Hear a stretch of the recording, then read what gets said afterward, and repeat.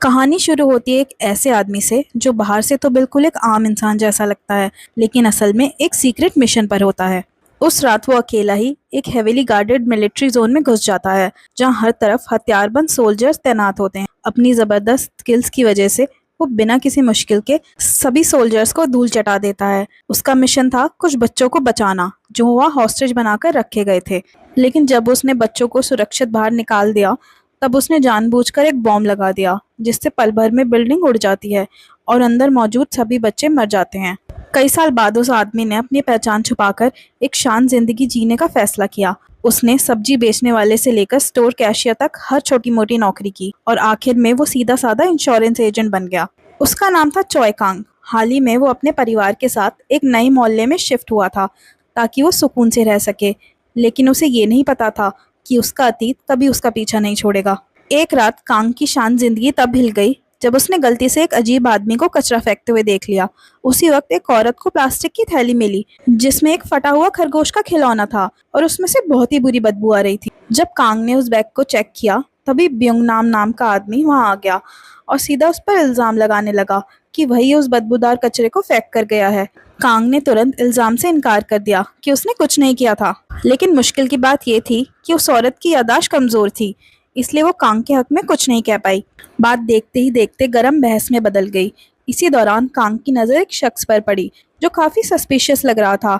उसे लगा कि शायद असली कल्प्रिट वही है, इसलिए वो बिना वक्त गवाए उसका पीछा करने निकल पड़ा।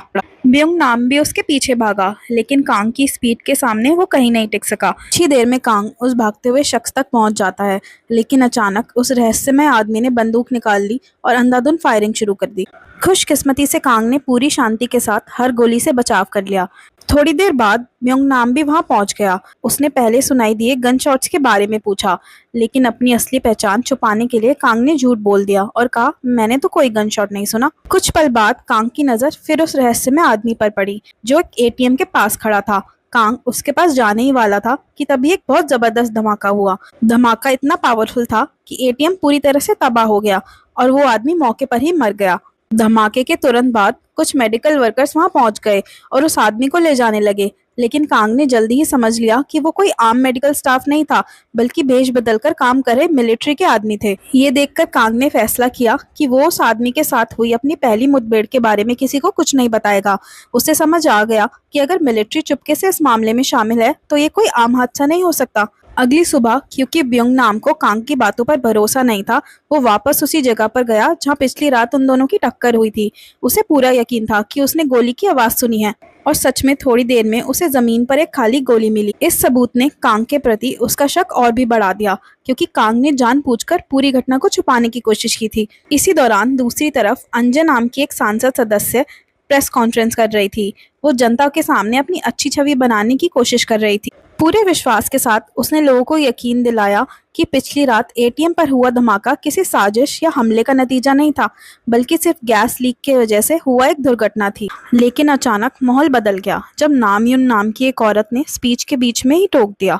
उसे देखते ही अंजय के चेहरे के हाव भाव बिल्कुल बदल गए, क्योंकि वो उसकी हाई स्कूल की पुरानी दोस्त थी। नामयुन ने बिना डरे सीधा सवाल कर दिया कि अंजय इतने यकीन के साथ कैसे कह सकती है कि वो धमाका गैस लीक की वजह से हुआ था, जबकि सबूत साफ दिखाते हैं कि वो एक बॉम्ब ब्लास्ट था।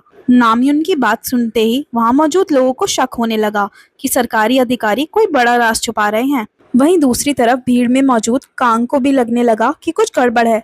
उसे एहसास हुआ कि शायद ये ब्लास्ट उसे खत्म करने के लिए प्लान किया गया था। बाद में कांग अपनी बेटी दो युन को लेने गया, जो किंडरगार्टन में कराटे सीख रही थी। घर लौटने से पहले दोनों एक दुकान पर रुक गए और इत्तेफाक से वो दुकान ब्योंग नाम की थी। कांग को देखते ही ब्योंग नाम ने अपना शक पक्का करने के लिए अचानक उसके सामने एक टॉय पिस्टल निकाल ली और जैसे ही उसने पिस्टल दिखाई, कांग ने बिजली की रफ्तार से रिएक्ट करते हुए तुरंत उसे पकड़ लिया। कांग की इतनी तेजी देखकर ब्योंग नाम का शक और गहरा हो गया। अब उसे लगने लगा कि कांग कोई आम आदमी नहीं है, बल्कि एक खतरनाक शख्स है जिसे जल्दी से जल्दी हटा देना चाहिए। उस घटना के बाद कांग ने फैसला किया कि वो उस रात वापस शूटिंग वाली जगह पर जाएगा ताकि कल्प्रिट की छुड़ी हुई गोलियों को हासिल कर सके। लेकिन जब वो वहां पहुंचा तो उसने देखा कि ब्योंग नाम पहले से ही वहां छुपा हुआ था। उस पल ब्योंग नाम को पूरा यकीन हो गया कि उसका शक सही था। उसका मानना था कि कोई भी क्रिमिनल अपने निशान मिटाने हमेशा क्राइम सीन पर लौट कर आता है, और अब कांग सच में वापस आ गया था। फिर भी कांग ने बहस या टकराव करने की वजह चुपचाप वहां से चले जाना ही ठीक समझा। उस मुलाकात के बाद अपनी बढ़ती हुई जिज्ञासा की वजह से ब्योंग नाम ने अपना सारा शक दो योन की कराटे क्लास टीचर योंग ही के साथ शेयर किया। फिर दोनों ने मिलकर फैसला किया कि वो मरे हुए आदमी के किराए के कमरे में घुसकर कुछ जानकारी प्राप्त करेंगे। अंधेरे कमरे के अंदर जाकर उन्होंने एक बहुत डरावना मंजर देखा। वहाँ बहुत सारी बुरी तरह से कटी पटी डॉल्स पड़ी हुई थी। ये देखकर उन्हें आखिरकार समझ आ गया कि मोहल्ले में मिलने वाली अजीब और बदबूदार कूड़े की थैलियों के पीछे कौन था। इसी डरावने नज़ारे के बीच यंगी की नज़र एक लैपटॉप पर भी पड़ी, लेकिन तभी उन्हें एहसास हुआ कि अलमारी के पीछे कोई छुपा हुआ है।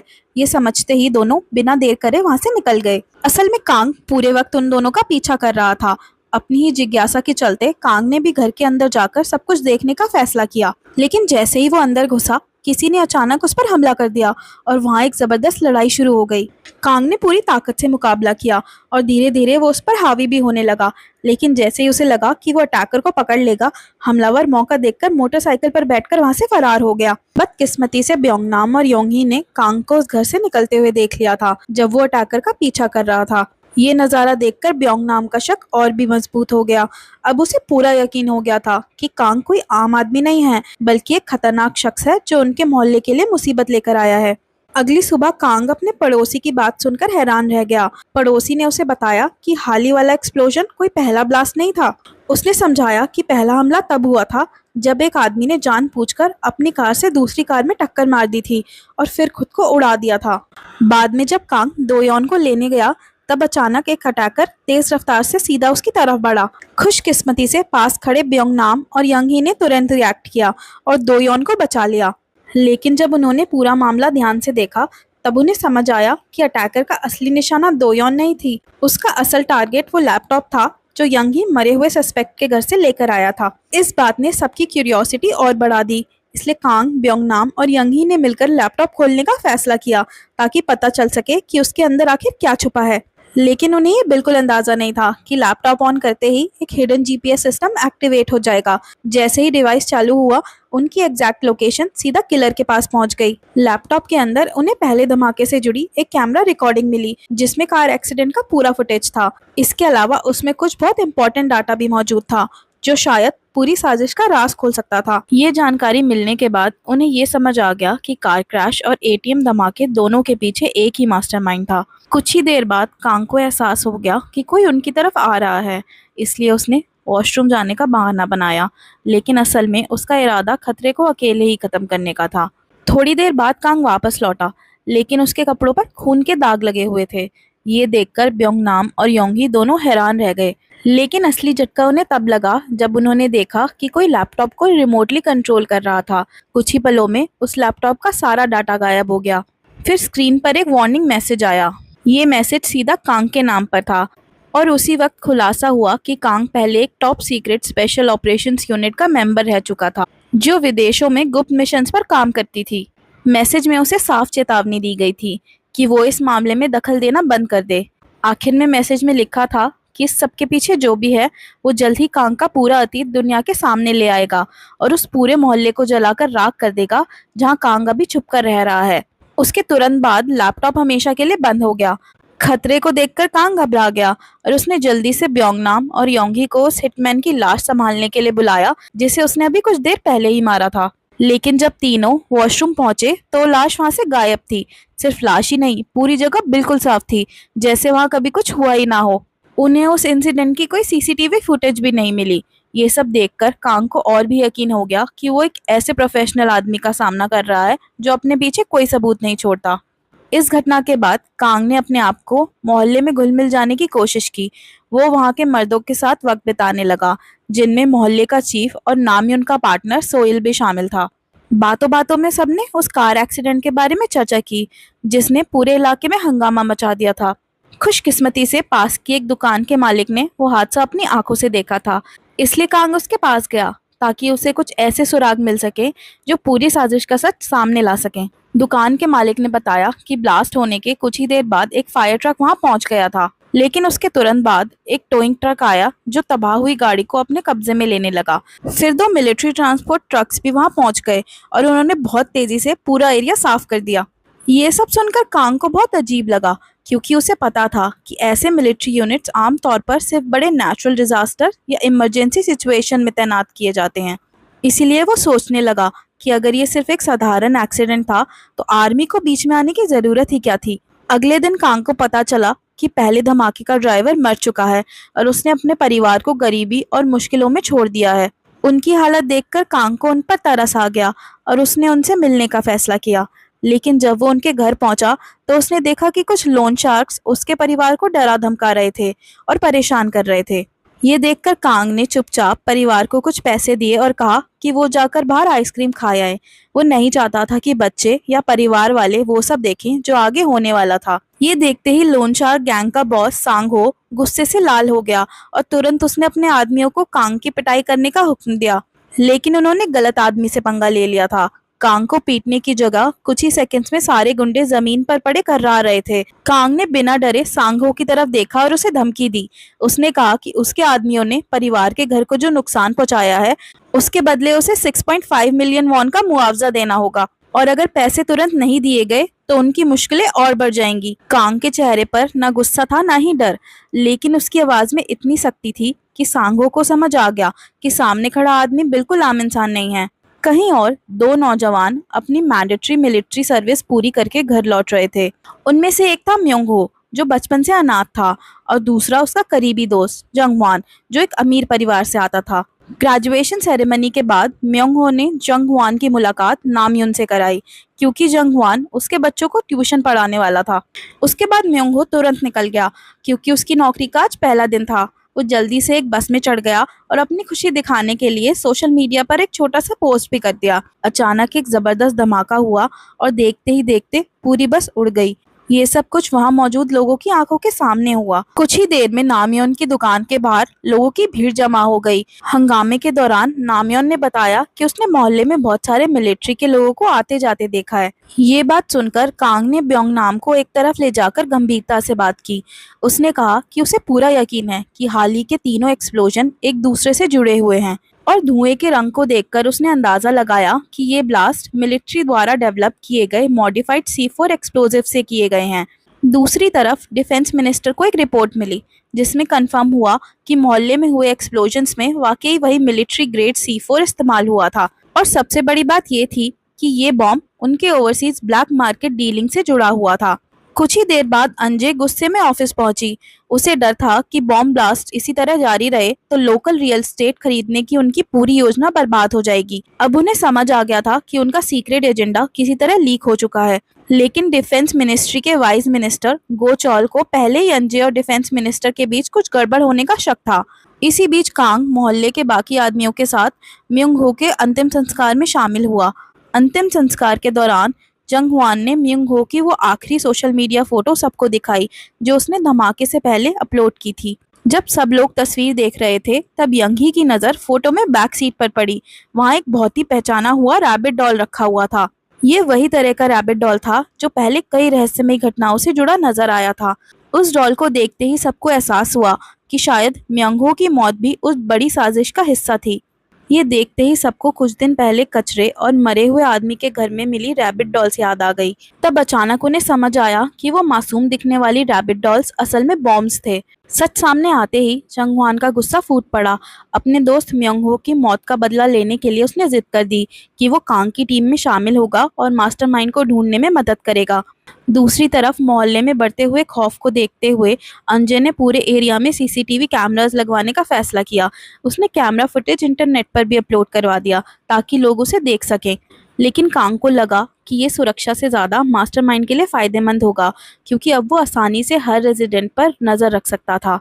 अपनी बात साबित करने के लिए कांग ने ब्योंग नाम के साथ कैमरे के सामने जानबूझकर एक अजीब सा मजाकिया डांस करना शुरू कर दिया। ये सब मास्टरमाइंड को प्रोवोक करने और उसका रिएक्शन देखने के लिए किया गया था। इसी दौरान इंसॉप नाम का एक जर्नलिस्ट एटीएम एक्सप्लोजन्स के बारे में लोकल लोगों के इंटरव्यू ले रहा था।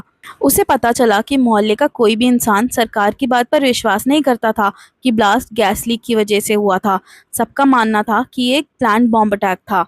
इससे डिफेंस मिनिस्टर बुरी तरह घबरा गया, क्योंकि उसे डर था कि उसका illegal international arms dealing network जल्द ही सबके सामने आ जाएगा।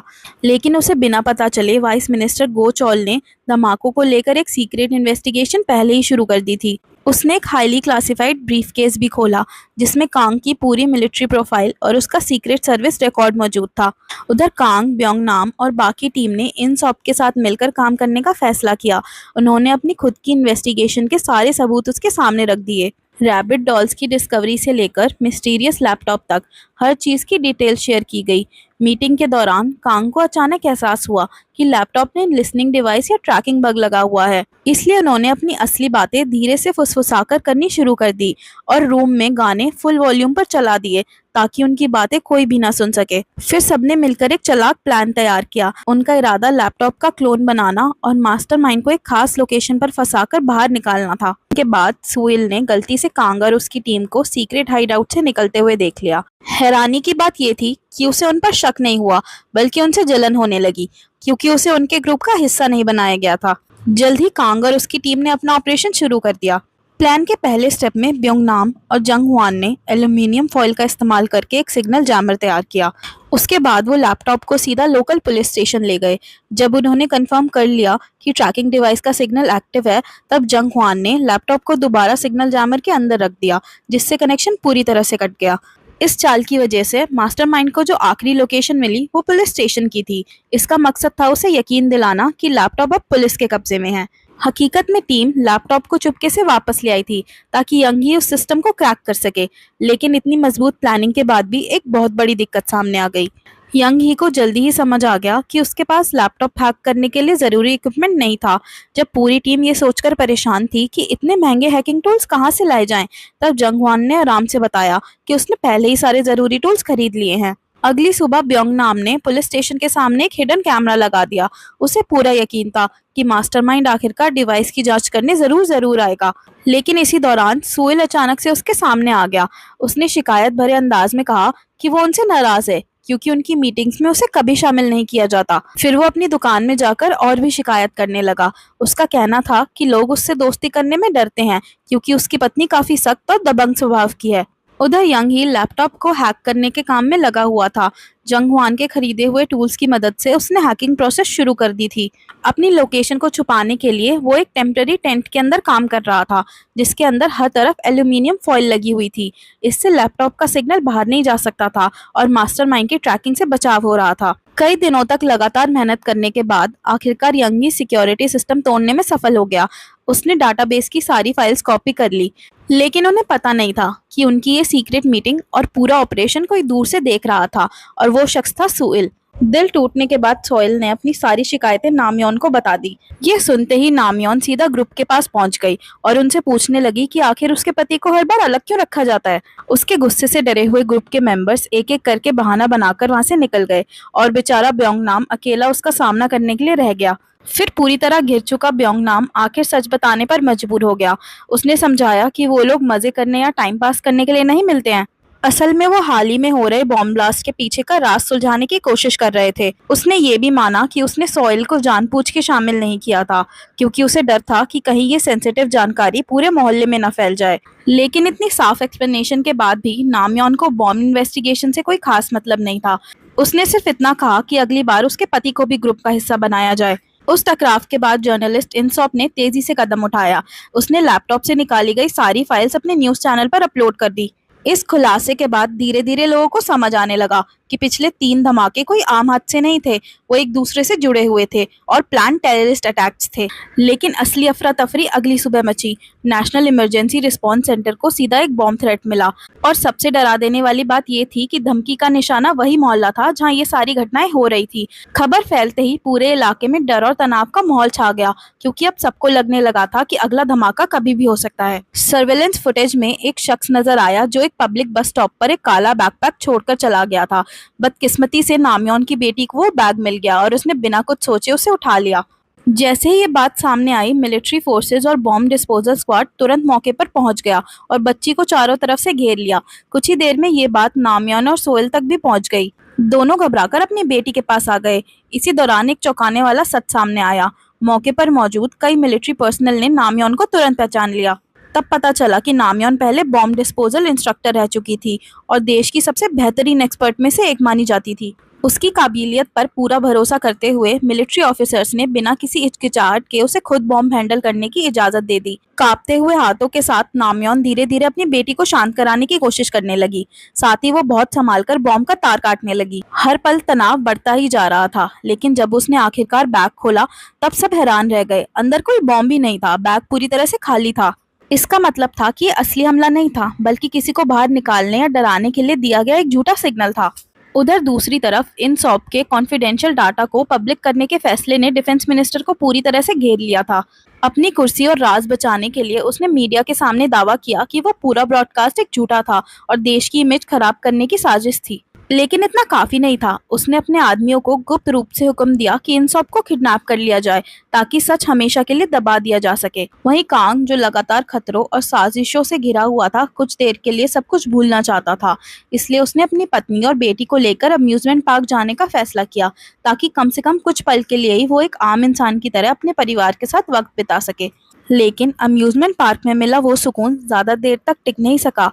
कांग की नजर अचानक दोयोन पर पड़ी और उसने देखा कि वो एक आइसक्रीम खा रही है जो उसे किसी अनजान आदमी ने दी थी। वो आदमी सुलेवन नाम का था। उसका सरकार से कोई लेना देना नहीं लग रहा था, लेकिन उसकी मौजूदगी और उसका डरावना अंदाज इतना खतरनाक था कि कांग तुरंत समझ गया कि दुश्मन जब चाहे उसके और उसके परिवार तक पहुंच सकता था।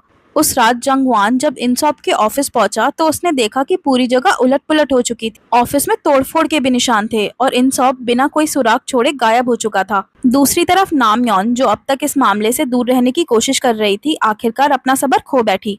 उसकी बेटी को निशाना बनाने वाले बॉम्ब थ्रेट ने उसे एक्शन लेने पर मजबूर कर दिया था। इसलिए वो सीधा ब्योंगनाम के पास गई और उससे पूछा कि इन सब दहशतगर्दी के पीछे का मास्टरमाइंड कौन है। लेकिन ब्योंगनाम के पास कोई जवाब नहीं था। वो खुद भी असली गुनहगार की पहचान नहीं कर पाया था। कुछ ही देर बाद जंगवान वहां पहुंचा और उसने सबको इंसॉप के गायब होने की खबर दी। ये सुनते ही सब लोग घबरा गए। इसी अफरा तफरी के बीच कांग के फोन पर एक अननोन नंबर से कॉल आई। फोन करने वाला उसका पुराना मिलिट्री सुपीरियर था और वो और कोई नहीं बल्कि गोचियोल था। उसने कांग को एक सीक्रेट मीटिंग के लिए बुलाया। कांग बिना देरी के मीटिंग पॉइंट पर पहुंच गया। वहां गुंचियोल ने अपनी इन्वेस्टिगेशंस के सबूत उसके सामने रखे। सबूतों से कंफर्म हो गया था कि हाल ही के सारे धमाकों में वही मॉडिफाइड मिलिट्री ग्रेड C4 इस्तेमाल हुआ है जो मिलिट्री ने डेवलप किया था। इन सब जानकारियों के आधार पर गुंचियोल ने नतीजा निकाला था कि इन हमलों के पीछे सिर्फ एक ही आदमी हो सकता है, डिफेंस मिनिस्टर सुकजॉन, क्योंकि देश की मिलिट्री टेक्नोलॉजी, एक्सप्लोजिव और ट्रूप्स तक सीधी पहुंच सिर्फ उसके ही पास थी। पहले तो कांग ने गुंचियोल के सीक्रेट ऑपरेशन का हिस्सा बनने से साफ मना कर दिया, लेकिन बाद में उसने 2 शर्तों पर मदद करने के लिए हाँ कर दी। पहली शर्त ये थी कि गुंचियोल इन सॉप को ढूंढे और पता लगाए कि उसे कहाँ बंद करके रखा गया है। दूसरी शर्त ये थी कि कांग के स्पेशल फोर्सेस बैकग्राउंड और उसकी पुरानी मिलिट्री आइडेंटिटी से जुड़ा हर रिकॉर्ड हमेशा के लिए मिटा दिया जाए।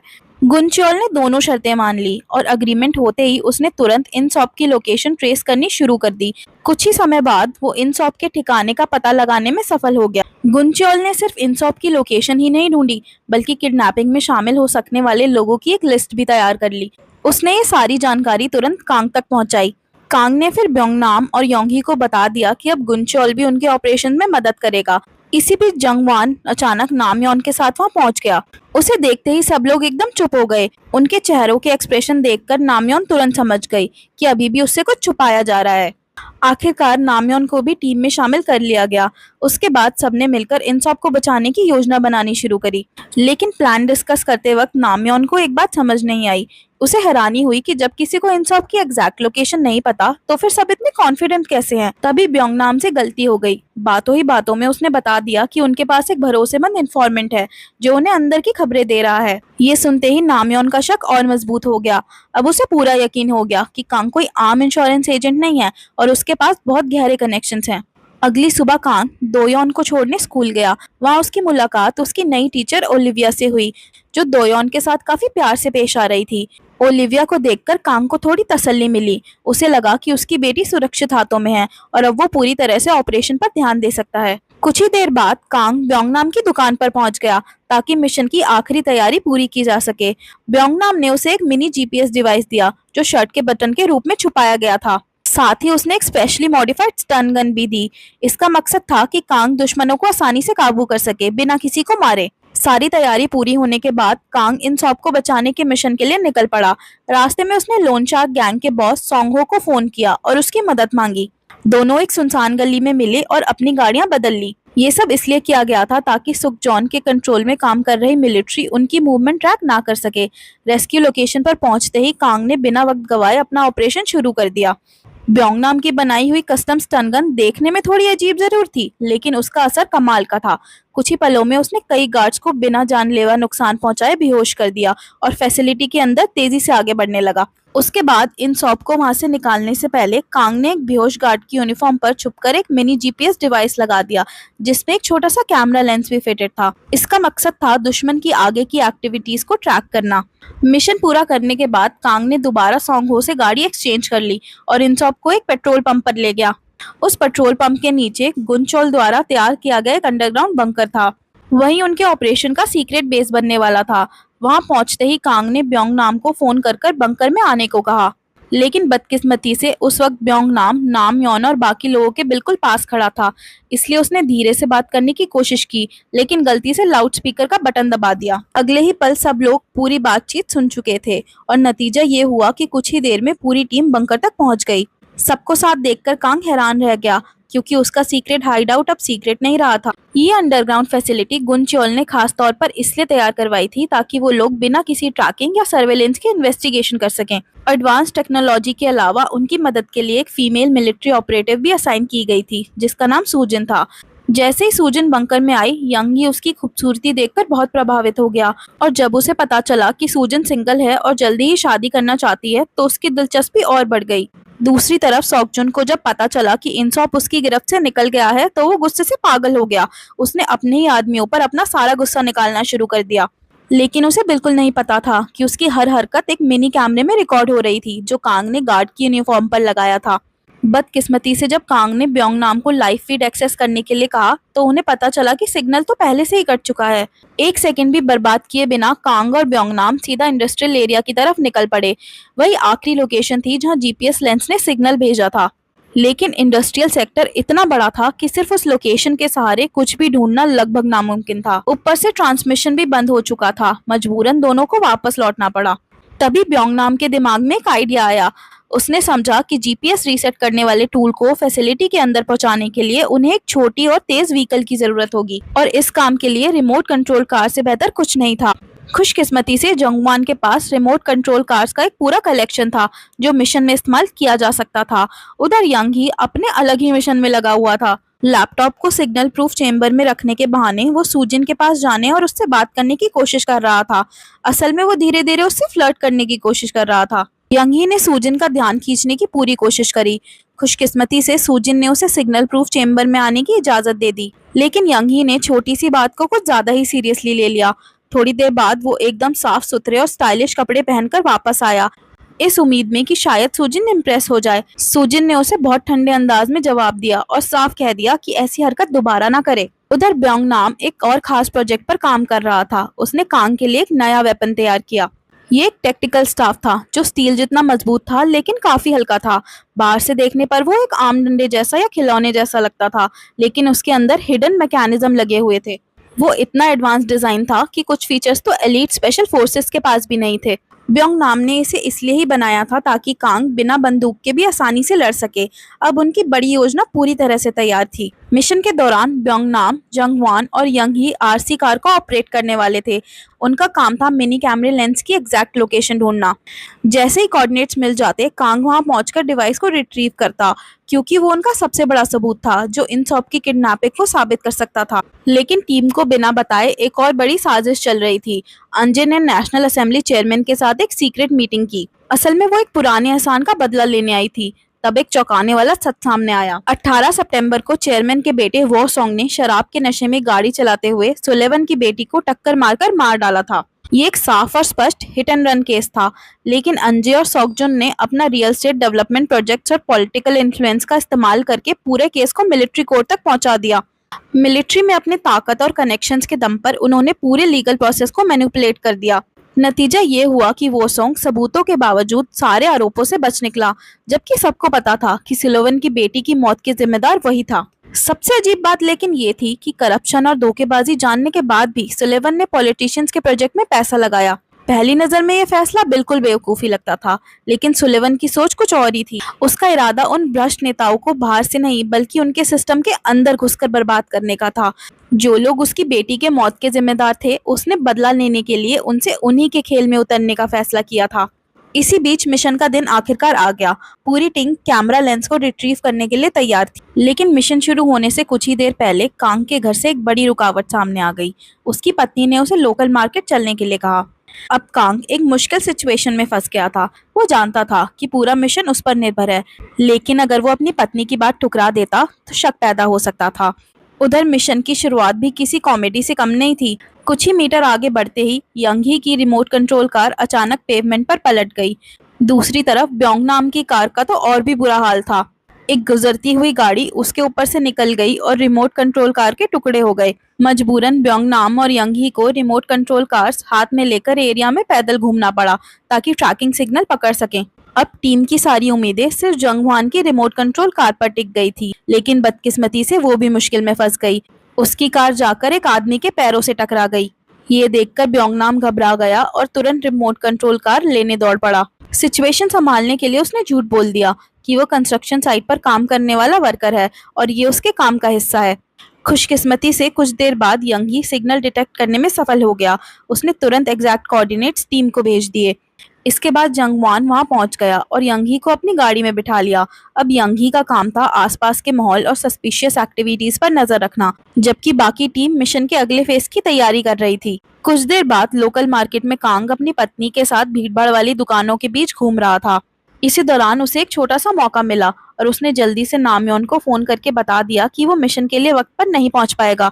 ये सुनकर नामयोन ने फैसला किया कि वो जंगवान के आते ही उसके साथ पहले निकल जाएगी। अब क्योंकि कांग मौजूद नहीं था, टीम को मजबूरन बैकअप प्लान एक्टिवेट करना पड़ा। मिशन को आगे बढ़ाने के लिए ब्योंग नाम ने तुरंत फूड डिलीवरी कोरियर का भेष बना लिया ताकि वो एंट्रेंस पर तैनात सिक्योरिटी गार्ड का ध्यान भटका सके। लेकिन उसकी किस्मत ने उसका साथ नहीं दिया। बिल्कुल उसी वक्त एक असली डिलीवरी वर्कर वहां पहुंच गया और ब्योंग नाम का पूरा भांडा फूट गया। लेकिन खुशकिस्मती से नामयोन फैसिलिटी के अंदर घुसने में कामयाब हो गई। अंदर जाते ही उसने बहुत तेजी से गार्ड्स को न्यूट्रलाइज भी कर दिया, लेकिन दुश्मनों की संख्या बहुत ज्यादा थी। आखिरकार नामयोन और उसके साथियों को पकड़ लिया गया। उधर मार्केट में कांग का ध्यान बार बार भटक रहा था। उसे अपने दोस्तों की चिंता सता रही थी और वो लगातार मिशन के बारे में सोच रहा था। उसकी पत्नी ने उसकी बेचैनी महसूस कर ली। आखिर में उसने खुद ही कांग से कहा कि वो जाकर अपना काम संभाले, लेकिन उसने एक शर्त रखी। उसने कहा कि कांग को बिना एक भी खरोच के घर लौटना होगा। आखिरकार इजाजत मिलते ही कांग सीधा मिशन की तरफ निकल पड़ा और वो बिल्कुल सही वक्त पर वहां पहुंच गया। फैसिलिटी में घुसते ही उसने अपने डंडे का इस्तेमाल करके एक के बाद एक दुश्मनों को धूल चटा दी। कुछ ही देर बाद हाल पूरा बदल गया और टीम को बच निकलने का मौका मिल गया। फैसिलिटी से सफलतापूर्वक निकलने के बाद सब लोग अपने सीक्रेट हाइडआउट पर वापस लौट आए। वहां पहुंचते ही नामयोन ने टेबल पर धीरे से सारे बटन फेंक दिए। उसने मिशन के दौरान गार्ड्स की यूनिफॉर्म में से काफी बटन तोड़ लिए थे, क्योंकि उसे नहीं पता था कि उसमें से असली मिनी लेंस कौन सा है। टीम ने ध्यान से हर बटन को चेक करना शुरू कर दिया। आखिरकार उन्हें असली ट्रैकिंग लेंस मिल ही गया।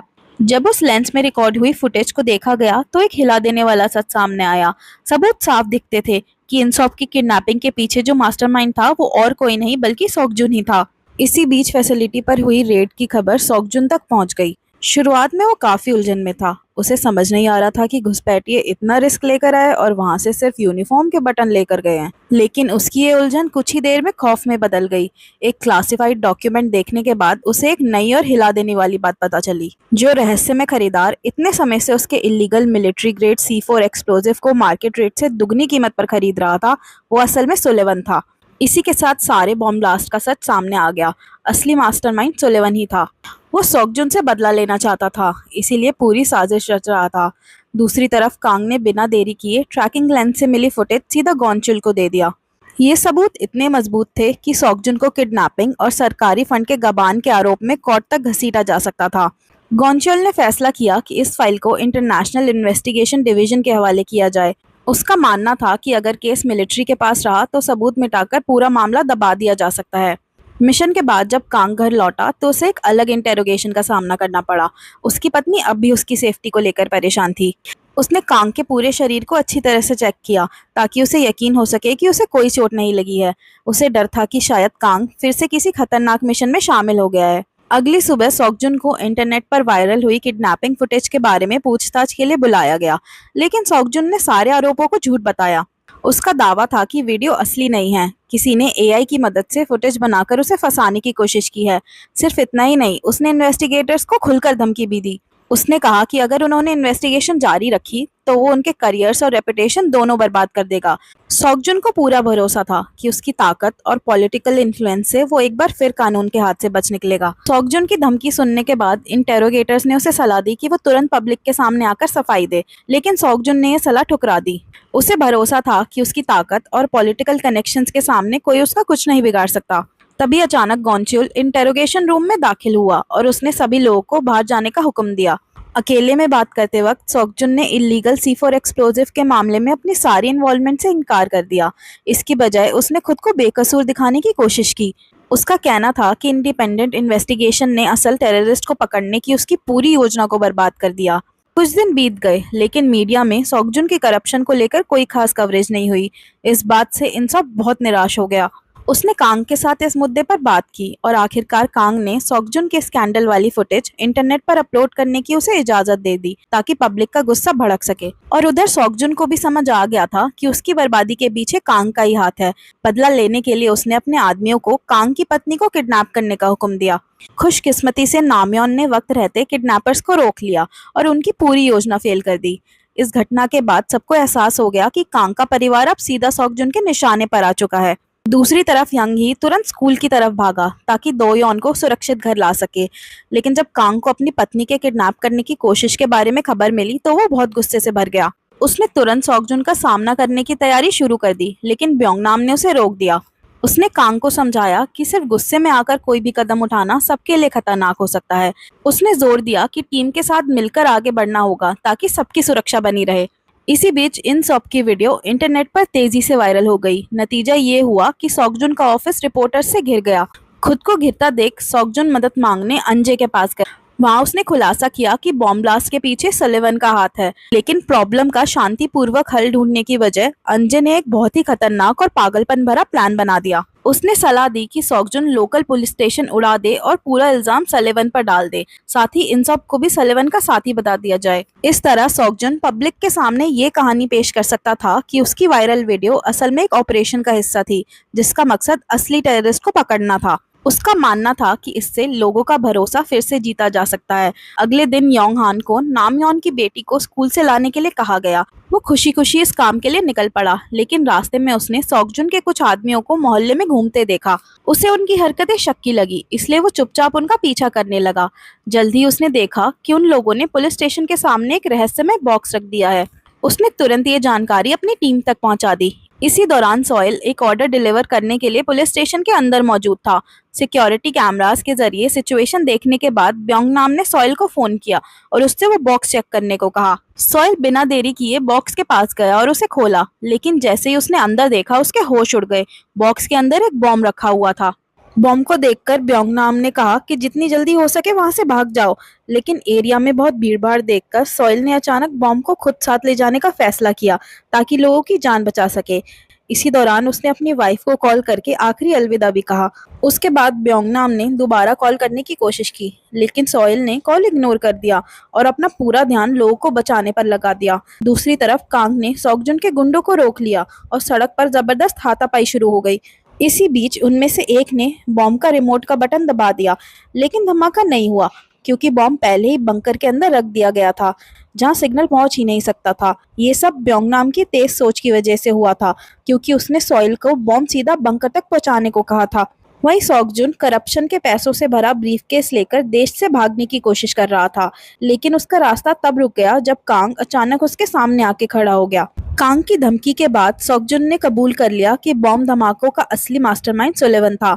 ये सच जानने के बाद कांग ने सॉकजुन को अच्छा सबक सिखाया और फिर सुलिवन का सामना करने के लिए जंगल के अंदर एक सुनसान फैसिलिटी की तरफ निकल पड़ा। जब दोनों आमने सामने आए तो सुलिवन ने बताया कि उसने सिर्फ अपने पैसों के दम पर कांग का सीक्रेट इंटेलिजेंस ऑपरेटिव वाला वाला पास्ट पता कर लिया था। उसने ये भी माना कि उसने दोयोन के पास एक खास वजह से जाना शुरू किया था, क्योंकि वो उसकी मर चुकी बेटी जैसी दिखती थी और दोनों को रैबिट्स बहुत पसंद थे। सुलेवन ने कांग का शुक्रिया अदा किया कि उसने सॉकजुन को हटा दिया, लेकिन साथ ही चेतावनी भी दी कि अगर कांग उसकी प्लानिंग में दखल देता रहा तो उसका अगला निशाना कांग का परिवार होगा। ये सुनकर कांग सिर्फ अपना गुस्सा दबाकर खड़ा रहा, क्योंकि उस पर स्नाइपर टीम ने निशाना लगा रखा था और जरा सी गलती उसकी जान ले सकती थी। इसी दौरान पुलिस ने सॉकजुन को किडनैपिंग और इलीगल वेपन्स डीलिंग के आरोप में गिरफ्तार कर लिया। उसकी गिरफ्तारी के साथ उसका करियर भी खत्म हो गया। जैसे ही सॉकजुन अरेस्ट हुआ, सुलेवन के बदले की असली योजना शुरू हो गई। एक ऊंची बिल्डिंग से वो वॉसुंग को देख रहा था, वही आदमी जिसने उसकी बेटी की जान ली थी। उसने अंजे को कॉल करके सिर्फ एक मैसेज दिया कि जो लोग लीगल सिस्टम को करप्ट करके वॉसुंग को बचाते रहे हैं, उन सबको अब अपने गुनाहों की सजा मिलने वाली है। और फिर उसी पल सुलेवन ने वॉसुंग की गाड़ी को जोर से टक्कर मार दी, जिससे वॉसुंग की मौके पर ही मौत हो गई। ये एक सोची समझी बदले की कार्रवाई थी, बिल्कुल उसी तरह जिस तरह उसकी बेटी की मौत हुई थी। धमकी सुनकर घबराई अंजे ने चेयरमैन को कॉल किया, लेकिन बात पूरी होने से पहले ही चेयरमैन को अपने बेटे की मौत की खबर मिल गई। उस पल अंजे को आखिरकार समझ आ गया कि सुलेवन मजाक नहीं कर रहा था और अब उसका अगला निशाना वही थी। इसी बीच गुंचोल ने कांग को एक बहुत ही जरूरी जानकारी दी। उसने बताया कि सॉकजुन ने जो illegal military weapons middle east भेजे थे, उन सबको सुलेवन ने ही खरीदा था। वोसुंग की मौत के बाद सुलेवन की लिस्ट में सिर्फ एक टारगेट बचा था और वो थी अंजे। जब अंजे डर और टेंशन के साए में जी रही थी, तभी अली नाम का एक आदमी नामयोन की दुकान पर आया। इत्तेफाक से सोहेल की नजर उसके वॉलेट में रखी एक फोटो पर पड़ी और उसने तुरंत पहचान लिया कि फोटो में जो दूसरा आदमी था वही एटीएम ब्लास्ट का विक्टिम था। दूसरी तरफ कांग को अंजे की सुरक्षा की चिंता हो रही थी, इसलिए उसने नामयोन से, जो अंजे की दोस्त थी, उसका पर्सनल फोन नंबर मांगा और कहा कि बात बहुत अर्जेंट है। उसी रात कांग ने अंजे से मुलाकात की और उसे चेतावनी दी कि उसकी जान खतरे में है, लेकिन उसके तुरंत बाद सुलेवन के कुछ गुंडे वहां अचानक पहुंच गए और अंजे पर हमला करने की कोशिश की। खुशकिस्मती से कांग ने वक्त पर रिएक्ट किया और उसे बचा लिया। अगले दिन उस हमले के बाद अंजे नामयोन से मिलने गई और उसे पूरी घटना बता दी। ये सुनकर नामयोन हैरान रह गई, क्योंकि कांग ने बिना किसी को बताए खुद ही एक्शन लेने शुरू कर दिए थे। ऐसे ही उसने ये बात सुनी, उसने तुरंत ब्योंग नाम को सब कुछ बता दिया। ये सुनकर ब्योंग नाम सोच में पड़ गया कि आखिर कांग उन सबसे कितने बड़े राज छुपा रहा था। दूसरी तरफ फूड डिलीवरी करते वक्त सोहेल ने अली से ज्यादा जानकारी निकालने की कोशिश की। अली एक लोकल रिसर्च लैब में काम करता था। बातचीत के दौरान पता चला कि अली और फोटो में दिखने वाला दूसरा आदमी दोनों पहले सुलेवन के लिए उसकी ऑर्गेनाइजेशन में काम कर चुके थे। इसी बीच सीक्रेट बेस पर सोजिन ने कांग को सुलेवन की फाइल दी। उस फाइल से पता चला कि सुलेवन असल में एक अडॉप्टेड बच्चा था, जिसे अमेरिका में पाला पोसा गया था। अब वो नोवस नाम की एक एलीट सिक्योरिटी कंपनी का लीडर था और पिछली रात अंजे पर हमला करने वाले आदमी भी उसी ऑर्गेनाइजेशन के मेंबर थे। उस वक्त यंग ही वहां आ गया और उसने सब बातें सुन ली। उसने तुरंत ये जानकारी ब्योंग नाम और बाकी टीम तक पहुंचा दी। तब सबको समझ आया कि कांग अकेला क्यों काम कर रहा है। वो उन सबको खतरे में नहीं डालना चाहता था। दूसरी तरफ अंजे को सुलेवन की तरफ से एक मिस्टीरियस मोबाइल फोन डिलीवर हुआ। थोड़ी देर बाद उस फोन पर कॉल आई और कॉल सुलेवन की थी। उसने अल्टीमेटम दिया कि अंजे के पास सिर्फ 12 घंटे हैं। उसे प्रेस कॉन्फ्रेंस करके सबके सामने अपना जुर्म कबूल करना होगा कि उसने सुलेवन की बेटी के कातिल को बचाया था। अगर उसने ऐसा नहीं किया तो सुलेवन पूरा मोहल्ला उड़ा देगा। ये धमकी सुन के अंजे बुरी तरह डर गई और उसने मदद के लिए कांग को फोन किया। लेकिन जब कांग उसकी मदद के लिए पहुंचा तो सुलेवन ने उसे फिर फोन किया और आखिरी वार्निंग दी। उसने बताया कि उसने 2 अलग अलग बॉम्ब्स लगा रखे हैं, क्योंकि कांग ने उसके काम में दखल देने की हिम्मत की थी। समय बहुत कम था, इसलिए कांग ने आखिर पूरी टीम को इकट्ठा किया और कहा कि सब लोगों को घरों के अंदर रहने की वार्निंग दे, जबकि वो खुद सुलेवन के आदमियों का सामना करेगा। अगली सुबह कांग ने दोयोन को सुरक्षा के लिए क्लासेस अटेंड करने से रोक दिया। उसके बाद वो सीक्रेट बंकर गया और सुजिन से दुश्मनों का पता लगाने को कहा। इसी दौरान बाकी टीम के मेंबर्स लोगों को घरों के अंदर रहने की चेतावनी देने निकल पड़े और वहीं अंजे अपनी प्रेस कॉन्फ्रेंस के लिए तैयार खड़ी थी। उसी वक्त यंग हुआन को एहसास हुआ कि सुलेवन का निशाना अंजे है, तो मुमकिन है कि बॉम्ब प्रेस कॉन्फ्रेंस वाले वेन्यू पर भी हो सकता है। इस अंदाजे के बेसिस पर क्रू ने वहां जाकर चेक करने का फैसला किया। उसी समय कांग की मुलाकात नेबरहुड चीफ से हुई, जो अभी अभी मोहल्ले के लोगों को घर के अंदर रहने की वार्निंग देकर आया था।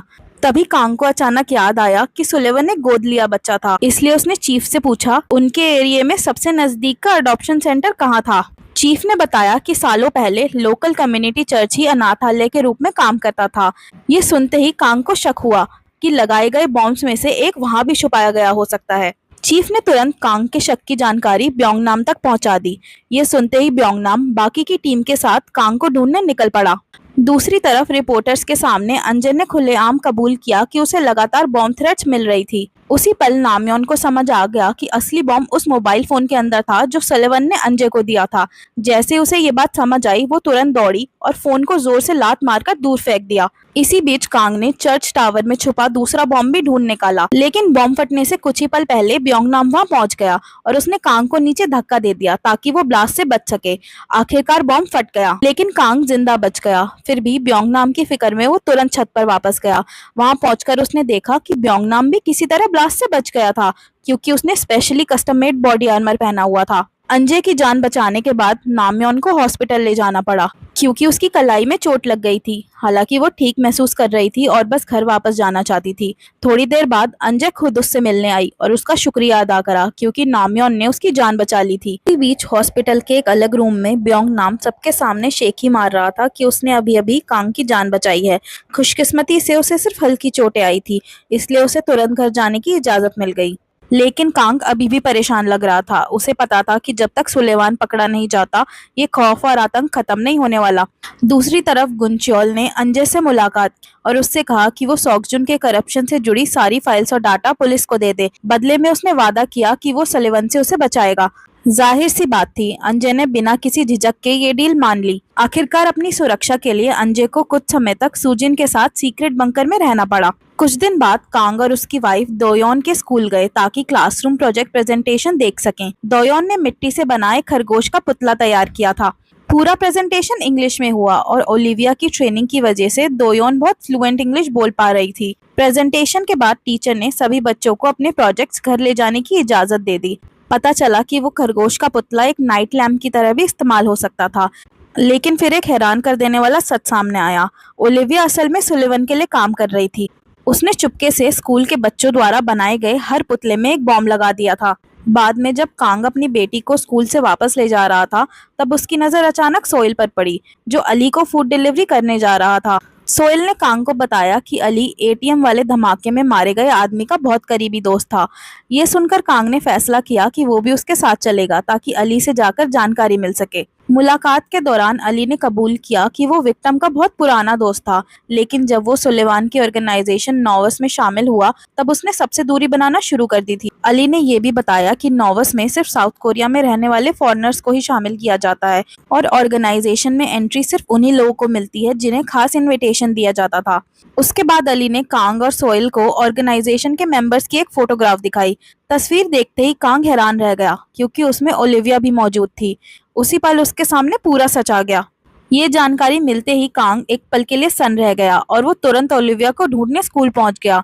लेकिन वहां उसे पता चला कि ओलिविया छुट्टी पर थी और वो कहकर गई थी कि वो वेकेशन पर जा रही है। इसके बाद कांग उसके घर गया, लेकिन मकान मालिक ने बताया कि ओलिविया पहले ही घर छोड़कर जा चुकी थी। जब ब्योंगनाम ने वायरिंग चेक करने के लिए दोयोन की डॉल को खोला तो उसके होश उड़ गए। डॉल के अंदर एक बॉम्ब छुपा हुआ था। ये देखते ही उसने सारे टीम मेंबर्स को सीक्रेट बंकर में बुलाया और सबको इस बारे में बता दिया। कांग को पूरा यकीन हो गया था कि ओलिविया ने जितनी भी डॉल्स और स्टैचूज बच्चों को दिए हैं, उन सब में बॉम्ब लगाया गया है, क्योंकि वो सुलिवन की ऑपरेटिव थी। काम को और तेजी से पूरा करने के लिए कांग ने सांगहो और उसके आदमियों की मदद मांगी। इसके बाद कांग जल्दी से घर लौट गया ताकि दोयोन की डॉल ले सके, लेकिन वहां पहुंचकर उसने देखा कि डॉल अपनी जगह पर नहीं। पता चला कि दोयोन उसे अपने साथ स्कूल ले गई थी। तभी अचानक सुलिवन का फोन आया। उसने कांग को चेतावनी दी कि वो उसके मामले में दखल देना बंद कर दे और अगर उसने उसकी बात नहीं मानी तो सारे बॉम्ब्स तुरंत एक्टिवेट कर दिए जाएंगे।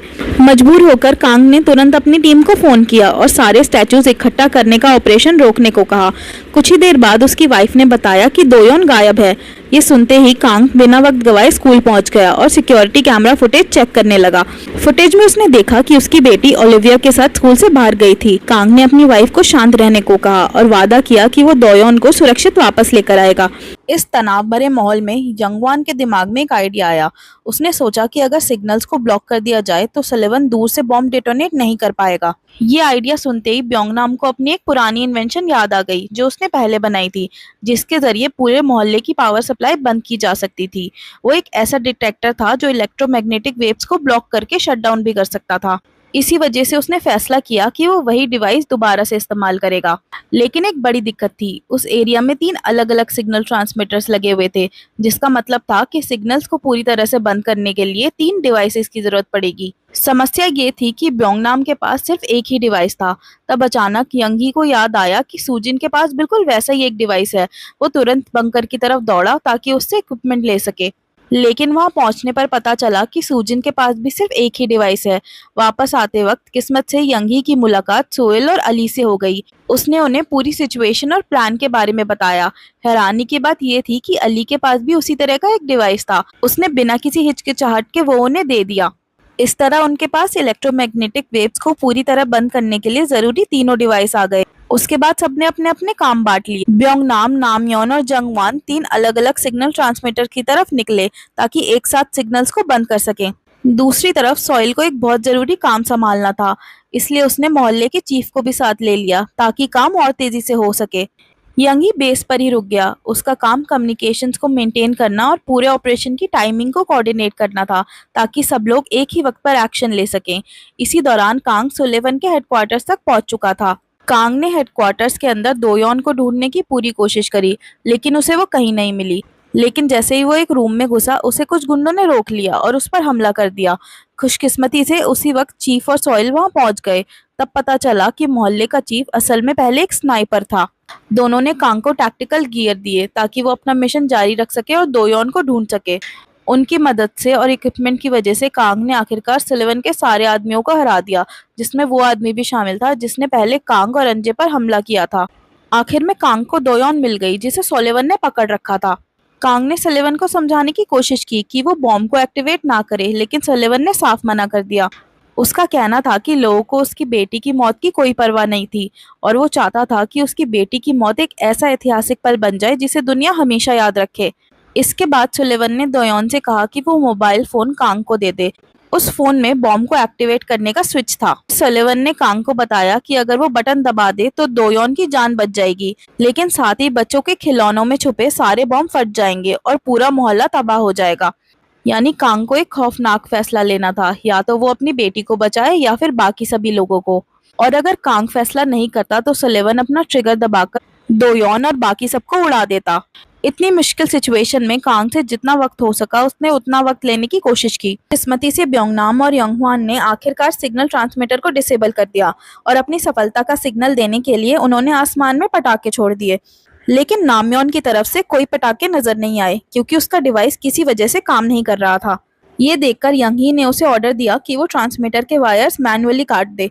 इसी दौरान सुलेवन के कुछ आदमी हिडन बंकर के अंदर घुसने में कामयाब हो गए, लेकिन सूजिन और यंगी ने मिलकर उन्हें हरा दिया। अपनी मॉनिटर स्क्रीन की तरफ देखते हुए यंगी ने नोटिस किया कि नामयोन आखिरकार सिग्नल टावर को तबाह करने में सफल हो गई और फिर कांग ने पूरे कॉन्फिडेंस के साथ मोबाइल का स्विच दबा दिया।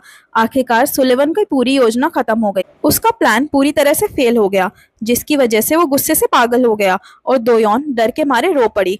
कांग ने तुरंत दोयोन से कहा कि वो वहां से निकल जाए।